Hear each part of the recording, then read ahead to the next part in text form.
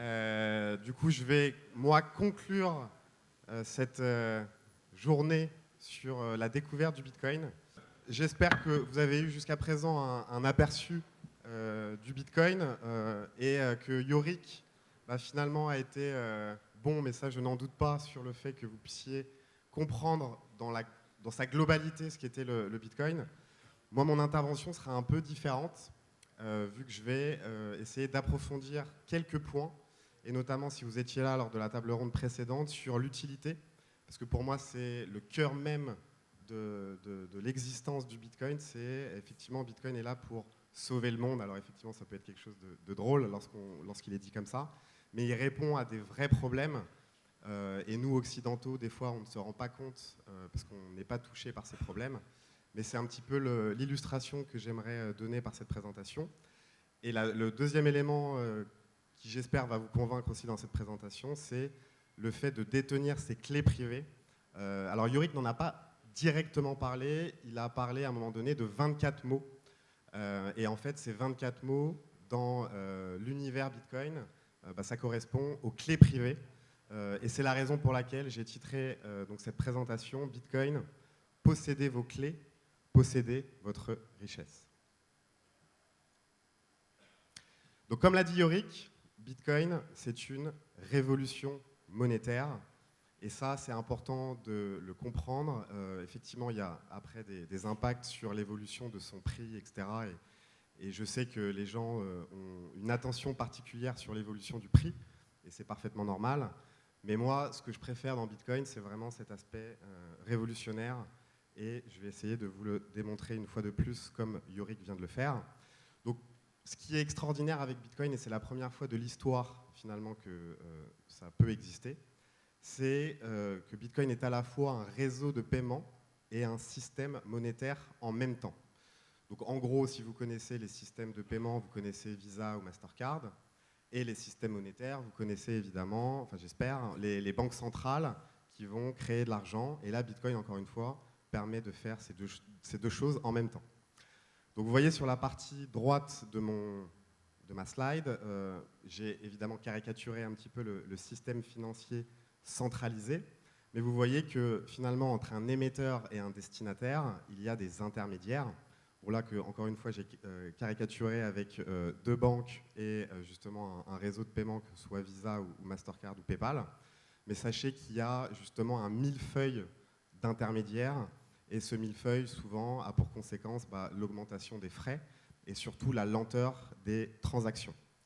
Et avec Bitcoin, vous voyez, c'est extrêmement simple, parce qu'entre l'émetteur et le destinataire, il y a tout simplement le réseau Bitcoin. Donc voilà le sujet qui me tient à cœur, l'utilité. Donc vous allez voir, après il y a plusieurs types d'utilités, mais j'en ai isolé deux. Et la première, c'est Bitcoin comme moyen d'échange, comme monnaie, ou comme quasi-monnaie, comme le disait Yorick, et de moyen de paiement. Et ça, c'était finalement la volonté de Satoshi lui-même, donc Satoshi Nakamoto, qui est le créateur du Bitcoin. Et lui, en fait, dans son livre blanc, qu'encore une fois, je vous invite à lire parce qu'il est relativement accessible, il fait 8 pages, et il est construit de manière à ce que vous puissiez comprendre son ambition initiale, qui était celle d'avoir du cash numérique.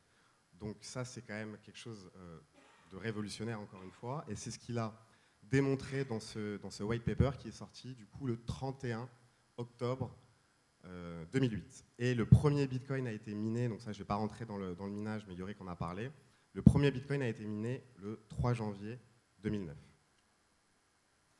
Donc vous allez me dire pourquoi utiliser Bitcoin comme moyen d'échange, parce qu'effectivement lorsqu'on se projette sur la France, parce que c'est le pays où nous habitons tous, on se dit qu'effectivement c'est pas forcément évident de trouver un commerçant ou de trouver quelqu'un qui puisse accepter Bitcoin comme moyen de paiement.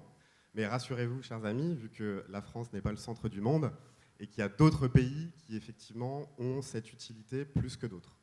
Et je vais, pour simplifier mon discours, parler d'un pays en particulier, qui est le Salvador, qui a déclaré Bitcoin monnaie légale en septembre 2021. Et effectivement, vous allez voir que ce pays avait un certain nombre de problèmes que Bitcoin a réussi à résoudre. Finalement, donc, on en revient, donc je vais donner 4 principales utilités pour le Salvador, mais rassurez-vous, ça concerne évidemment d'autres pays. Mais la première utilité, c'était les transferts internationaux. Donc je ne sais pas si vous, dans votre vie, vous avez déjà fait un virement à l'international, mais globalement, c'est souvent très long. Ça peut prendre plusieurs semaines, voire plusieurs mois, et c'est souvent très cher. Et il faut savoir qu'au Salvador, il y a ce qu'on appelle des rémittances. Alors pour ceux qui ne savent pas ce que c'est tout simplement la population originaire du Salvador qui justement a quitté le pays pour aller vivre par exemple aux États-Unis. Et ben en fait, ces personnes qui habitent aux États-Unis font partie de la diaspora salvadorienne et ils vont envoyer pas mal d'argent donc à travers des transferts internationaux, donc ce qu'on connaît à travers des Western Union que vous connaissez probablement, et ça représente 25% du PIB. Donc, je ne sais pas si vous vous rendez compte, c'est des sommes considérables. Et évidemment, des acteurs comme Western Union, encore une fois, prennent des frais considérables, ce qui était un coût énorme pour le Salvador. Donc la première utilité finalement, c'était d'utiliser Bitcoin pour faire des transferts internationaux, donc avec des frais de transaction qui sont du coup considérablement réduits, parce qu'effectivement, encore une fois, les virements traditionnels, en général, c'est des pourcentages de la transaction, donc on peut arriver des fois à plusieurs milliers d'euros de frais de transactions, alors que pour Bitcoin, c'est juste une transaction Bitcoin qui est aux alentours de 10-20 euros. Voilà. Donc, quel que soit le montant, vous allez payer cette somme pour faire une transaction de n'importe où dans le monde. Et c'est ça aussi l'une des caractéristiques de Bitcoin, c'est que n'importe où, que vous soyez à Kuala Lumpur, que vous soyez à Melbourne, à Paris ou à San Salvador, vous allez pouvoir utiliser Bitcoin de la même façon. Il vous suffit simplement d'avoir Internet pour pouvoir réaliser cette transaction. Donc la transaction va être très rapide, vu qu'il va vous falloir seulement 10 minutes, même si c'est un peu plus que ça, parce qu'il faut souvent avoir plusieurs confirmations de la validation du bloc, mais en gros, c'est moins d'1 heure pour valider définitivement une transaction. Donc on est quand même sur des délais qui sont significativement plus faibles que sur les paiements justement traditionnels. Et évidemment, la transparence et la sécurité, parce que Bitcoin, c'est donc une blockchain publique, vous allez pouvoir tracer les fonds qui sont virés, sachant que quand on dit que c'est traçable, c'est surtout pseudonyme, parce qu'on ne peut pas rattacher votre identité, évidemment, à cette transaction. Mais elle sera historisée dans la blockchain, et chacun peut voir justement l'origine de ces fonds. La deuxième utilité de Bitcoin, c'est la bancarisation des pays. Alors je vais rester sur le Salvador parce que c'est encore une fois un très bon exemple. Et il faut savoir qu'au Salvador, 70% de la population est débancarisée. Alors nous, encore une fois, occidentaux ou français, on a un taux d'équipement bancaire proche de 98%. Donc effectivement, notre système tel qu'il existe aujourd'hui fonctionne plutôt bien, même s'il a un certain nombre de défauts. Mais en tout cas, lorsque vous voulez faire un paiement, vous n'avez pas spécialement de difficulté. Déjà parce que vous avez un compte bancaire. Et il faut savoir qu'au Salvador, encore une fois, l'immense majorité des gens n'ont pas accès à un compte bancaire. Et justement, donc Nayib Bukele, le président du Salvador, face à ce constat, s'est dit je vais lancer Bitcoin comme monnaie légale, tout simplement pour que ma population puisse détenir des wallets, donc des portefeuilles Bitcoin, où vous allez pouvoir justement conserver de la valeur dans le temps et justement ne plus avoir besoin d'un compte bancaire pour réaliser des transactions. Et ce qui est important, c'est qu'avec Bitcoin, vous n'avez pas besoin de pièces d'identité, de justificatifs de domicile ou de je ne sais quelle contrainte financière pour ouvrir un compte, comme c'est le cas dans certains pays. Avec Bitcoin, vous pouvez ouvrir avec zéro. Il n'y a aucune contrainte. Donc ça, c'est un autre aspect très important du Bitcoin, c'est la bancarisation des pays.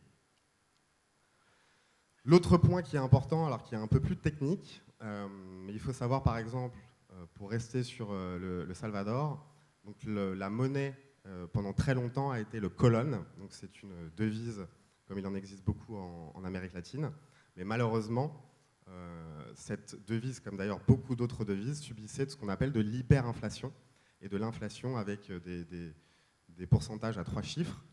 Et effectivement, ils ont décidé dans les années 2000 de proposer le dollar comme monnaie légale. Donc ça a eu effectivement pas mal d'avantages, notamment de limiter l'inflation, en tout cas d'avoir une inflation exactement identique à celle des États-Unis.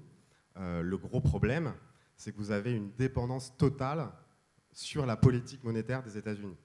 Et donc, il peut y avoir aussi des intérêts stratégiques, et ces intérêts stratégiques peuvent aussi finalement desservir le pays en question. C'est d'ailleurs une des raisons pour lesquelles, encore une fois, Nayib Bukele a déclaré Bitcoin monnaie légale.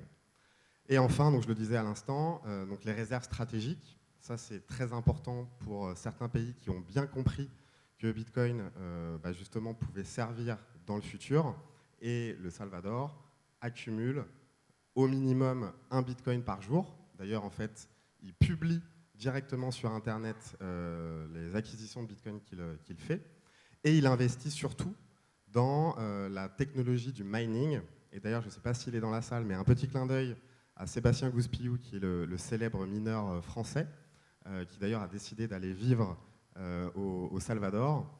Et effectivement, là-bas, il faut savoir que ce pays a énormément d'énergie géothermique avec des volcans. Et en fait, le président a massivement investi sur justement des infrastructures qui permettent de miner directement avec l'énergie des volcans.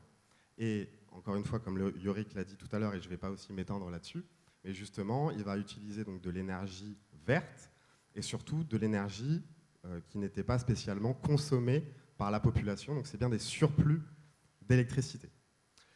Et le dernier intérêt géopolitique, alors qui est un peu plus soumis à débat, c'est effectivement, par exemple, contourner des contraintes internationales, et notamment à travers le réseau SWIFT, qui est un réseau de paiement international, qui est évidemment contrôlé par les Occidentaux, et notamment dans la guerre froide qui oppose les Occidentaux à la Russie. Vladimir Poutine, justement, a déclaré très récemment qu'il allait carrément utiliser justement le réseau crypto et notamment Bitcoin pour justement contourner les contraintes internationales. Mais ce que je veux dire par là, c'est que ce qui est puissant avec Bitcoin, c'est que personne ne peut le contrôler et tout le monde justement peut l'utiliser, quelles que soient les sanctions internationales qu'un pays peut avoir. Alors je vais reprendre le propos de Yori qui disait que Bitcoin est une quasi-monnaie, mais moi je vais presque le contredire parce que Bitcoin est déjà une monnaie, et c'est même la 14e aujourd'hui monnaie dans le monde. Et je parlais de la Russie à l'instant, il faut savoir que Bitcoin a une valeur qui est supérieure à celle du rouble et un petit peu inférieure à celle du franc suisse. Donc là on n'est pas dans le fantasme de est-ce que c'est une monnaie, encore une fois, à mon sens, c'est déjà une monnaie, donc c'est une monnaie qui débute, mais dont le potentiel est encore très important. Et pourquoi pas finir dans le top 5 d'ici une dizaine d'années. En tout cas, personnellement, je l'espère et j'en suis convaincu. Donc la deuxième utilité, maintenant qu'on a vu l'aspect qui pour moi est le plus important, qui est l'utilité finalement souhaitée par Satoshi Nakamoto lui-même, le moyen d'échange et le système de paiement, et ben nous, en fait, en Occident et en France, en Europe, aux États-Unis, finalement, on voit plutôt Bitcoin comme une réserve de valeur. Et là, je vais revenir un petit peu sur quelques faits historiques très importants. Et notamment, et Yorick en a parlé tout à l'heure, c'est la fin des accords de Bretton Woods. Alors, pour ceux qui ne savent pas, il faut savoir qu'avant 1971, il y avait ce qu'on appelle donc les accords de Bretton Woods qui permettaient d'avoir une convertibilité entre l'or et le dollar, c'est-à-dire qu'à chaque fois qu'il y avait des dollars qui étaient émis, il devait y avoir une contrepartie en or. Et le 15 août 1971, de manière unilatérale, donc le président Richard Nixon a déclaré à la télévision qu'il désindexait l'or du dollar. Donc on peut dire que les États-Unis ont fait faillite à ce moment-là, notamment c'était pour financer la guerre du Vietnam qui a coûté énormément d'argent aux États-Unis. Et donc, quel a été l'impact direct de cette décision ? Vous le voyez sur cette courbe magnifique qui retrace l'évolution de l'inflation depuis 1800, les années 1800 jusque dans les années 2012. Et vous voyez que cette inflation a été considérablement augmentée, et notamment, et particulièrement suite à ce qui s'est passé du coup le 15 août 1971. Et vous voyez aussi, et ça c'est intéressant de le voir, j'ai mis en évidence les deux guerres mondiales, qui justement sont susceptibles de créer de l'inflation. Et vous voyez les pics d'inflation sont quand même ridicules à côté de l'augmentation significative de l'inflation depuis cette date. Et je vous invite, si jamais vous voulez voir tous les impacts liés à cette décision de Richard Nixon, d'aller sur le site qui s'appelle What the fuck happened in 1971, qui personnellement, en tout cas moi, a été une vraie révélation. Et encore une fois, ce sont des impacts qui sont réels, qui impactent l'économie directement. Et lorsque vous verrez ce site, vous comprendrez à quel point Bitcoin est utile et à quel point justement le fait d'imprimer de l'argent de manière illimitée a été néfaste pour l'économie. Et c'est exactement ce que je veux illustrer avec ce graphe. Et ça, encore une fois, Yorick en a parlé rapidement, mais c'est effectivement la création monétaire. Donc sur la courbe verte, vous voyez la courbe de la création monétaire sur les dernières années. Et notamment, évidemment, la crise du Covid, avec le fameux « quoi qu'il en coûte », où vous voyez que l'augmentation de la masse monétaire a été stratosphérique.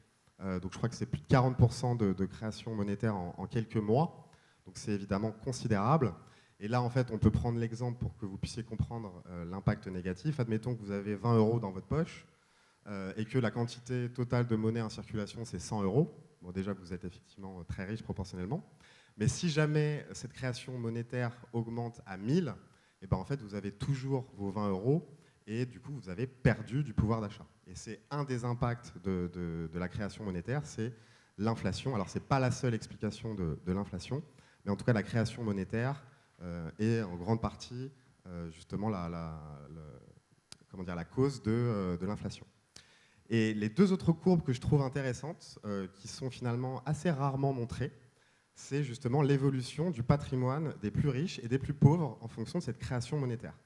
Et là, vous voyez que le patrimoine des plus riches, des 0,1% des plus riches, eh ben en fait, leur patrimoine évolue de manière assez identique avec la création monétaire. Donc, alors, je ne vais pas faire de raccourci, mais en fait, je vais en faire un. C'est que souvent, la création monétaire profite aux plus riches. Et malheureusement, ça va ne faire que s'empirer si la situation reste comme ça. Et vous voyez, paradoxalement, que la valeur nette des patrimoines des plus pauvres, donc 50% des plus pauvres, elle, finalement, ne profite quasiment pas de cette création monétaire. C'est pour ça qu'on peut dire que le système financier tel qu'il existe aujourd'hui, évidemment, va favoriser plutôt les banques et justement les plus riches d'entre nous, au détriment justement des autres personnes de la population. Donc l'euro a perdu 40% de sa valeur en 20 ans, donc notamment à cause de l'impression monétaire illimitée, mais c'est évidemment considérable de voir à quel point vous perdez de l'argent à chaque jour qui passe, et c'est tout simplement dans les statuts de la Banque Centrale Européenne, vu qu'elle doit réguler l'inflation à 2%, et ça veut dire que tous les ans, vous perdez au moins 2% de votre pouvoir d'achat. C'est évidemment, à mon sens, considérable, surtout qu'évidemment, déjà, on peut remettre en question la méthode de calcul de l'inflation, mais encore une fois, ça c'est un autre débat, mais en tout cas, ce qui est factuel, c'est que l'euro a perdu 40% de son pouvoir d'achat depuis 20 ans. Et donc, on va ressortir ce fameux graphe, qui évidemment est le graphe le plus important du Bitcoin, c'est justement la politique monétaire. Donc, vous voyez en bleu, c'est donc la quantité de Bitcoin en circulation. Donc, comme vous le voyez au début, il y avait une création monétaire qui était assez rapide, avec 50 Bitcoins créés toutes les 10 minutes. Et vous voyez que, grâce à la courbe orange, vous voyez que l'inflation du coup, diminue. Et donc, c'est pour ça qu'on dit que Bitcoin est une monnaie désinflationniste et que évidemment il n'y aura jamais plus de 21 millions. Et donc s'il y a bien une chose à retenir de cette journée, c'est que Bitcoin est une réserve de valeur, notamment due à sa rareté. Et ce que j'aime bien dire, et je remercie d'ailleurs mon associé Joss qui le dit d'ailleurs beaucoup plus souvent que moi, c'est qu'on est quelque part dans la dernière phase d'abondance du Bitcoin, vu qu'aujourd'hui il y en a effectivement un peu moins de 20 millions qui ont été créés. Donc on est, je crois, autour de 94% des bitcoins minés. En 2035, on sera à 99%. Et le dernier bitcoin sera miné en 2140. Donc voilà, c'est-à-dire qu'il n'est pas trop tard. Vous pouvez encore en acheter. C'est encore une fois la dernière phase d'abondance. Donc n'hésitez pas. Donc finalement, vous voyez qu'il y a deux types d'utilités en fonction finalement de la zone géographique. Pour les Occidentaux, on est plus dans une logique de réserve de valeur, alors que justement dans les autres pays où les économies et les monnaies sont plutôt instables, on est plutôt sur une logique et une utilité de moyens d'échange. Et c'est justement suite à ce constat qu'on a eu l'avènement de l'ETF Bitcoin. Alors, très rapidement, pour ceux qui ne savent pas ce qu'est un ETF, c'est un produit financier qui a été inventé il y a une trentaine d'années aux États-Unis, et c'est pour tout simplement simplifier l'investissement dans des indices boursiers. Vous connaissez tous le CAC 40, qui est l'indice phare de la bourse française, où l'idée c'est d'avoir les 40 plus grosses entreprises de la place de Paris. Et pour répliquer la performance du CAC 40, il faudrait acheter les 40 actions du CAC 40. Donc ce n'est pas forcément pratique, et c'est pour ça qu'il existe maintenant des ETF, donc un ETF CAC 40, qui va vous permettre d'investir directement dans le CAC 40, donc directement dans ce produit synthétique qui va répliquer la performance du CAC 40. Et il faut savoir que pour Bitcoin, c'est pareil. Donc vous avez depuis quelques mois maintenant l'ETF Bitcoin qui a été créé et qui a été créé par BlackRock. Donc BlackRock, c'est évidemment la société qui dirige le monde, pour ceux qui ne savaient pas.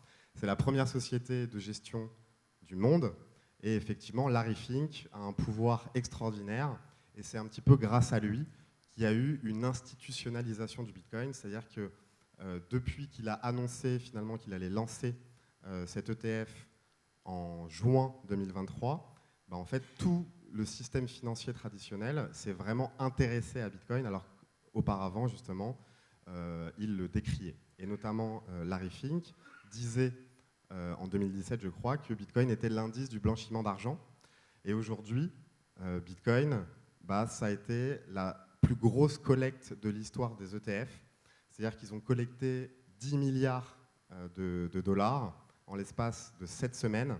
Il faut savoir que l'ETF or a lui mis 2 ans avant de collecter 10 milliards de dollars. Donc c'est évidemment considérable. Aujourd'hui, effectivement, donc ça on en parlait rapidement, mais ils ont déjà collecté, alors tous les émetteurs d'ETF, parce qu'il n'y a pas que BlackRock, mais ils ont collecté 1 million de Bitcoin. Donc c'est évidemment considérable en l'espace de 6 mois. Les ETF ont été lancés en janvier 2024 et déjà en 6 mois, ils ont collecté 1 million de Bitcoin. Donc maintenant qu'on a dit ça, et effectivement c'est ce qui a expliqué la hausse de ces derniers mois, parce qu'on est passé d'un Bitcoin autour de... l'année dernière, à Surfing Bitcoin, on était autour des 30 000 dollars, je crois, et aujourd'hui on est à 60 000 dollars. Donc c'est notamment cette création de l'ETF qui a fait augmenter son prix. Mais ce que je n'ai pas dit d'ailleurs sur la slide précédente, c'est que Larry Fink, pour finalement émettre ce produit synthétique, qui est l'ETF, en fait, il doit lui-même acheter des bitcoins. Donc c'est pour ça justement que ça a provoqué l'augmentation du prix. Et la question qui se pose, c'est finalement Larry Fink, où est-ce qu'il va détenir ces bitcoins? Et en général, il va utiliser des tiers. En l'occurrence, dans ce cas, il s'agit de Coinbase. Donc Coinbase qui est une des plus grosses plateformes d'échange qui est cotée au Nasdaq. Et effectivement, il va donc détenir les vrais bitcoins chez Coinbase, qui va justement assurer la conservation. Donc maintenant, je vais vous expliquer justement, malgré le tableau magnifique que je viens de vous dresser, parce que finalement, l'institutionnalisation du Bitcoin, ça va banaliser Bitcoin, et c'est tant mieux. Donc ça a été une pub extraordinaire. Donc je remercie quelque part Larry Fink d'avoir finalement provoqué cette augmentation du prix, parce que ça a fait évidemment une énorme publicité. Mais il y a d'énormes risques finalement à soit détenir ces bitcoins sur une plateforme d'échange, ou soit finalement détenir des bitcoins à travers des ETF, parce que finalement c'est un produit synthétique où vous allez détenir indirectement du bitcoin. Donc le premier risque, c'est celui dont on a parlé tout à l'heure si vous étiez là lors de la table ronde, c'est le risque de contrepartie. Et FTX, qui est une des plus grosses escroqueries de l'histoire de la finance, où son PDG justement a joué avec l'argent des clients, et instantanément, donc en novembre 2022, l'intégralité des clients d'FTX ont perdu leur argent, tout simplement parce qu'ils ont fait confiance à cette plateforme pour conserver leur Bitcoin. Et là, je peux vous dire que certains clients, alors évidemment il y a des procédures, mais qui cherchent à récupérer leur argent, mais en tout cas, il y a peu de chances qu'ils puissent le retrouver. Le deuxième intérêt, et ça, c'est, je vais faire un parallèle avec le système bancaire traditionnel. Alors probablement que vous ne le savez pas, mais les banques traditionnelles font ce qu'on appelle de la réserve fractionnaire. C'est-à-dire que lorsque vous allez déposer votre argent en banque, finalement, eux, ils vont garder seulement 20% de cet argent et les 80% restants, ils vont l'utiliser pour faire autre chose. Alors certains diraient ils vont jouer avec cet argent, mais en tout cas, ils font, et c'est dans leur statut, et c'est parfaitement légal de faire ça. En tout cas, ce qui est sûr, c'est que vous n'avez pas de contrôle sur votre argent si jamais vous voulez le récupérer. Et c'est ce qui se passe dans des pays en crise, notamment en Grèce, mais c'est le cas en Liban, enfin en Grèce en 2010, pardon, ou au Liban ou dans d'autres pays, où lorsque vous voulez ce qu'on appelle un bank run, récupérer votre argent à la banque, vous ne pouvez pas. Tout simplement parce que vous n'avez pas de contrôle sur votre argent, et c'est exactement la même chose avec un ETF, parce que finalement, vous ne pouvez rien faire. Si demain, il y a une interdiction des États-Unis d'utiliser Bitcoin, en fait, vous n'allez plus pouvoir rien faire, parce que vous n'avez aucun contrôle sur vos fonds. L'autre limite et l'autre inconvénient, évidemment, de l'ETF, c'est que vous avez perdu, pour moi, une des utilités principales, qui est l'utilité de moyen d'échange. Donc évidemment, vous ne pouvez plus faire de transactions, vous ne pouvez plus utiliser finalement les fondamentaux et les caractéristiques du Bitcoin, et finalement, vous ne pouvez plus utiliser Bitcoin en tant que monnaie numérique décentralisée. Donc voilà, c'est ce qui résume finalement ma présentation, et c'est la raison pour laquelle je vous invite, je vous conseille à détenir vos Bitcoins sur des portefeuilles personnels, et donc détenir vos clés privées. Donc en fait, les clés privées se matérialisent par cette série de 12 ou 24 mots, et c'est ça qui fait l'objet de votre clé privée. Parce que finalement, en détenant du Bitcoin, vous allez avoir, en détenant des vrais Bitcoins, vous allez avoir une exposition à la performance, ce que propose l'ETF, mais vous allez avoir évidemment la possibilité de résister à la censure, résister à la confiscation, utiliser Bitcoin en moyen de paiement. Il n'y a pas de réserve fractionnaire et vous serez totalement souverain de votre argent. Et c'est aussi une des caractéristiques principales du Bitcoin. Donc voilà, le même que Yorick, sauf que nous, on l'a un peu customisé avec la fausse photo de Satoshi.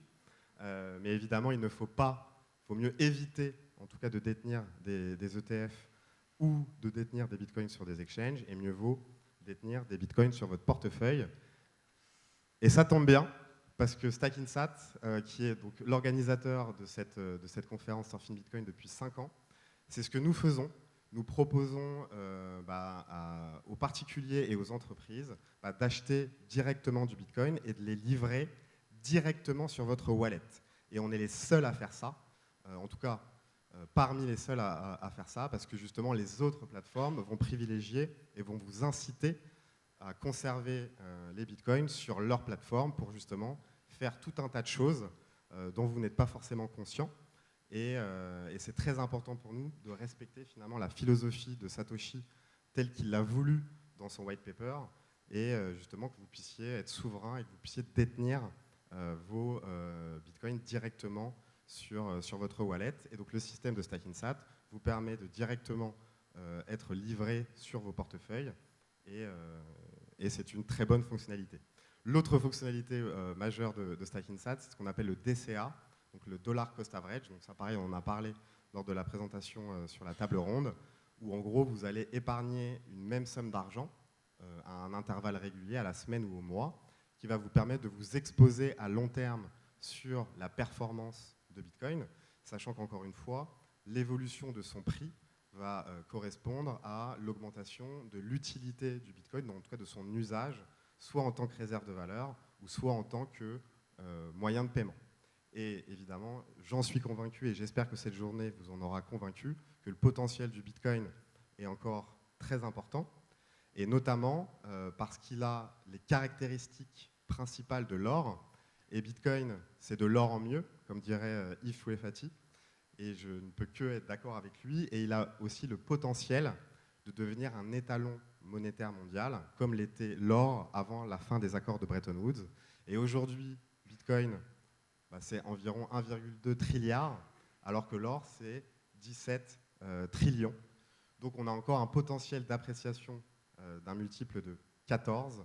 Alors évidemment, je ne dis pas que ça va arriver demain, mais en tout cas, il a un potentiel justement de devenir un étalon monétaire mondial. Et si vous avez aussi cette conviction, c'est le moment d'en acheter, mais pas de faire un all-in, mais d'en acheter progressivement et lisser dans le temps. Et c'est pour ça que chez Stackinsat, on est très gentil. Et si vous n'êtes pas encore client de Stackinsat, donc chacun d'entre vous peut bénéficier de 10 € de Bitcoin en vous inscrivant évidemment sur Stackinsat avec le code OrangePill. Donc en tout cas, j'espère que cette présentation vous aura convaincu de l'intérêt de détenir vos clés privées. Et donc c'est ce qui achève cette présentation. Et je suis à votre écoute pour quelques questions, même si on est déjà en retard. Mais merci en tout cas de votre attention.